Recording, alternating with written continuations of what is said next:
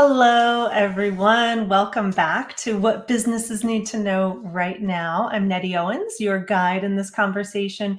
And I have with me today Jason Van Orden of Van Orden Marketing and Media. Welcome, Jason. It's good to have you. Hi. Yeah. Hi, Nettie. It's great to be here. So today we're going to be talking about online courses and creating online courses, who needs to create an online course, why you might want to create an online course, basically everything encapsulated into that decision-making process and kind of how to get started with that. If you would want to move forward in that direction. But before that, I want to tell you a little bit about Jason. We were talking beforehand. I said, tell me something you didn't know. I didn't know you didn't know about you. That'd be funny. That I didn't know about you. And he shared that he grew up in Alaska, in North Pole, Alaska, and it's Christmas week. So that's just like, it Perfect. just made my heart really happy to hear Yeah. that. So I feel like growing up in North Pole, Alaska could have potentially had some effect on this move towards online courses, like being able to get access to information, but maybe that's a leap that I'm making on my Well, own. that would make a lot of sense, but I was much younger when I grew up in Alaska, and by the time I discovered online courses, I wasn't living in Alaska anymore. But you would think it would make a lot of sense, and certainly I should add that to criteria for anybody who wants to, who might want to make online courses. If you live in North Pole, Alaska, that I might be I feel like that's a selling point. right. So maybe something to add. But Jason helps others, even those who don't live in Alaska, other authors, academics, speakers, turn their expertise into an online course and use this business model to amplify their work. You've been doing this for a little while now, and it wasn't where you started. We both started in tech and engineering, Yeah. but 11 years plus being a marketing strategist, podcast host, and 16 years in this marketing and course development realm has given you a lot of expertise to draw from. So my first big question for you is, why online courses? What is it that businesses should be putting their attention, or why should businesses be putting their attention to an online course, especially now? Yeah. Absolutely. Well, we can see there's been a lot of growth in online learning, and part of that has been driven by the pandemic. But even before that, there are a lot of really great, as the investors might say, bullish projections on the growth of online courses over the next 5 or 6 years. I don't have those stats handy right here, but just suffice it to say that there's going to be a lot of growth in the future of online courses, and that's driven by a number of things. But certainly, any business that has knowledge as at the core of its products, it makes a lot of sense to package up that knowledge, especially businesses that are based around coaching and consulting and teaching and things like that, right? And it allows you to then reach more people through the internet than your one-on-one services might allow you to. I mean, anybody who delivers one-on-one services is limited by the amount of time and energy that they can sell. And so often I will have consultants and coaches and authors come to work with me when they've reached either they've maxed out on how many people they can work with in their current business model with one-to-one services, or they're just wanting to maybe transition away from that in order to have a bigger impact in the world. And so they just see that limitation. They're like, well, how can I open up that ceiling and allow my knowledge to reach more people than I'm able to just selling one-on-one services?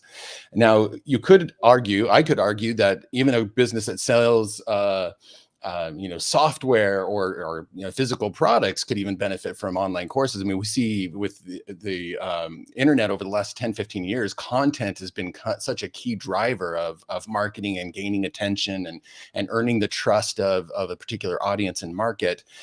So, even for those who, to educate your market using online courses would be one way to create a customer journey that prepares people to want to buy your other products and services, whatever those might be. So that's kind of touches on some of the reasons you might want to consider an online course.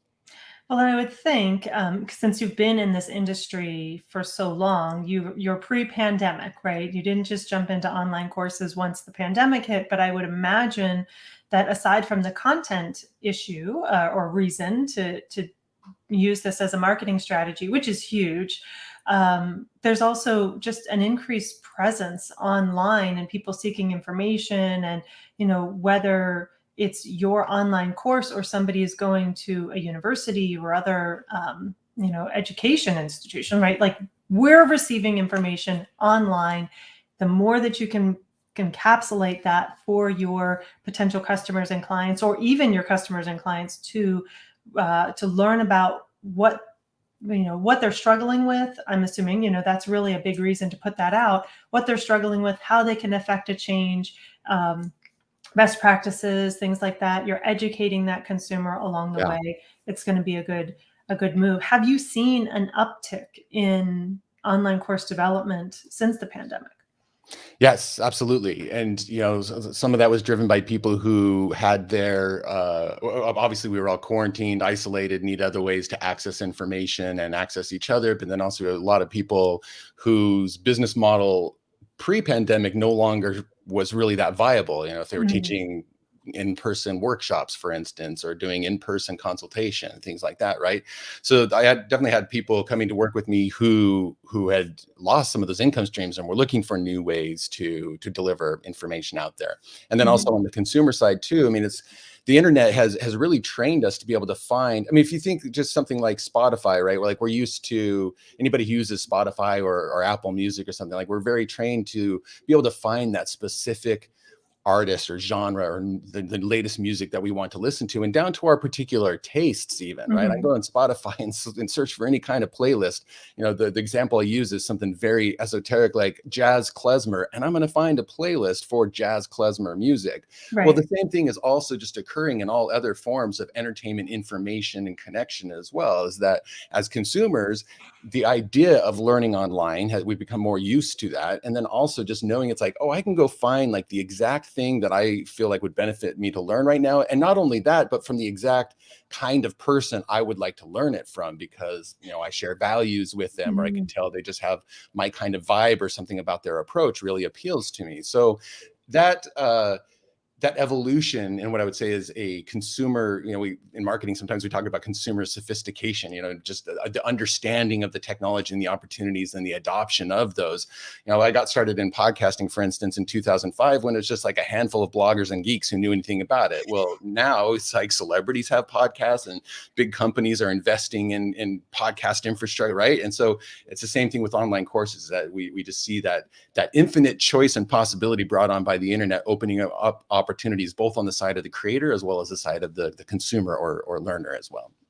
I think you open up a really good point here, and that is that your people who would come and find you are expecting and used to the technology, right? So that's an important hurdle. You want to be able to deliver the information or your, solutions in a way that people can receive them, but also how they're looking for them. And people are looking for this kind of delivery system. They're looking for podcasts, they're looking on YouTube, they're looking for courses, and so they're going to find what you're offering, which is important. It's kind of like that location, location, location in real Yeah. estate, right? So you've got the right location here.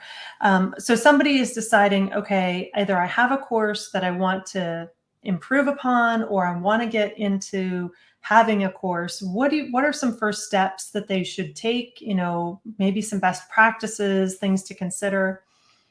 Yeah, absolutely. So, I mean, the first question you should be asking yourself is, am I making the right course, or which course would be the right course to make? And a big mistake that gets made here is that, somebody who has an expertise in a certain topic just picks some facet of that topic and says, oh, I'm going to make a course on X. They might say, I'm going to make a yoga course, right? Mhm. And that's fine. Or actually, here's a good example. I'm going to make a course for digital photographers. Well, that can mean a lot of different things, or a course on digital photography. Now, you might argue, okay, there are a lot of digital photographers out there, so a course on anything to do with digital photography might do well. But if you really want to make sure you're making the right course, what you want to do is you want to, first of all, get very specific about, well, who is the person that I would like to serve with this course? And that's a business strategy decision. It might be that's like, well, the same people that you're serving as a one-to-one consultant, or a teacher, as a teacher offline, or as a consultant, whatever the case may be.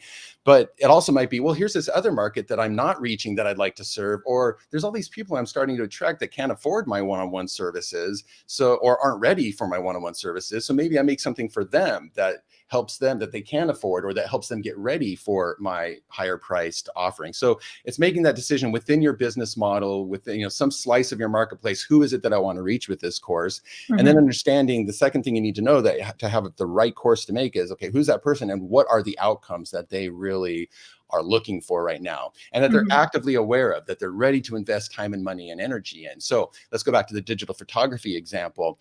I often talk to my clients about going and doing a bit of market research. We get out there and talk to people that are in that intended market that they want to reach, and we start asking them about, okay, what are your goals and challenges right now? What's especially frustrating for you? What's keeping you from reaching these goals that you have? And then as you better understand their experience as the expert, you're able to kind of look and see like, okay, I'm seeing what they want. I also know what they need as the expert, and I'm starting to identify, okay, here's what's important. So the digital photography example with a client, we went out there and looked, and it's like, okay, well, one thing that's coming up a lot with professional digital photographers is that they are looking for, and that was a decision. Actually, let me pause there, is that we made that decision with this client. He wanted to work with professional digital photographers who are making money regularly with, not your hobbyist, not somebody who had just picked up an iPhone and wanted to, be able to take better family pictures. And those would have been just fine choices too, but we chose this Mm-hmm. professional digital photographers. And as we talked to them, we figured out, well, the thing that they're looking for is that they really, they feel capped on their income. They're already working 10-hour days, and they're just not sure how to. And in their mind, they're thinking, well, I just need to find more clients, but I'm also maxed out on time. So I'm just not sure how to increase my income. Now, had we asked them, what is it that you want to learn? They probably would have said, well, I want to make more money or attract more clients. But really, as we studied the marketplace, we said, well, the problem is they're maxed out on time. They want to make more money, but they can't. And what we have finally identified is, hey, you know what? You could make a course that helps them get more efficient with the workflow of how they work with a client, right? So Mm-hmm. the number of hours it takes for each project that they're getting paid for. So a course that teaches them, okay, here's some better practices in storing your photos, and when you're taking the photos, organizing them so it saves you time later, or how to do post processing more efficiently. So now, what might have been a 20-hour job or a 100-hour job, you could take some fraction of that amount, and now they either have more time to hire more clients, or they might even be able to raise some prices because they're able to say we have faster turnaround, or whatever the case may be, right? So it was like coming back in and going, okay, we know that you're capped on your income. You want help making more income. You're looking for more clients, but you don't think you can even take on more clients. So what can you do? Well, it turns out that I discovered in my own practice that if I got more efficient with my workflow, suddenly my income went up. So that was the kind of course that we ended up identifying. So by identifying who's the person and what is their, what's that big goal, challenge, thing that they're really struggling with, and how can you best offer both what they want and need to achieve that, that's how we knew, okay, that's the right course to make, as opposed to just like, okay, let's make a course for digital photographers that helps them take better photos. I mean, maybe some want to take better photos, right? But that's where the burning urgent pain was for the people that he wanted to work with most. That is fantastic. So out of all of that, I wrote down, first of all, thinking about what you want to teach, and then thinking about who you want to teach it to. And then last, what are their challenges that you could specifically meet a need that they have by creating this course? Yeah. Awesome. That was really, really clear. And I love the example too, because it's so easy when we speak in generalities to be like, Right. oh, of course I understand. But the example with the digital photography course really brought it home. So thank you for that. You betcha. Jason, if people want to reach out to you, where should they go?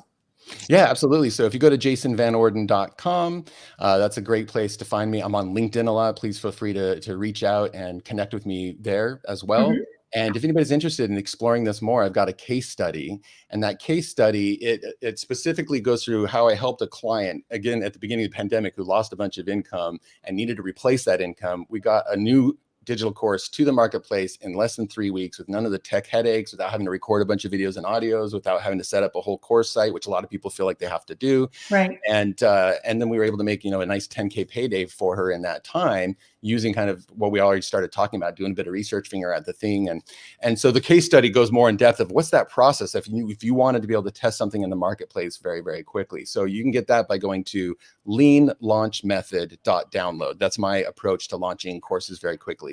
Leanlaunchmethod.download. Oh, I appreciate you or you can go sign up for my newsletter and I'll make sure you get it there too. So jasonvanorden.com/newsletter is great too. But yeah, there you go. Leanlaunchmethod.download, and that'll take immediately to the page where they can get that case study and learn more about that. Well, I will be checking that link out. Thank you for that. That's an awesome case study to share. And I love the ability to learn from each other, to learn from what works and to think about how that might, work in our own situation. Reach out to Jason. He's highly available. Like you said, LinkedIn, he's got his newsletter you can sign up for. Check out this case study. And if you're thinking about starting a course, I would grab some time with him to talk about how that might work for your business. Thank you so much, Jason, for being here. I really appreciate it. For those of you who are watching, be sure to check out whatbusinessesneedtoknow.com and subscribe. I'm sure I have a banner here somewhere. Probably should have had that brought up so that you can get this video as well as others, and to check out the book that these videos and interviews have been compiled into. Thank you so much for being here. It's been an honor to have you on my show. Yeah, thank you, Nettie. It's been a lot of fun.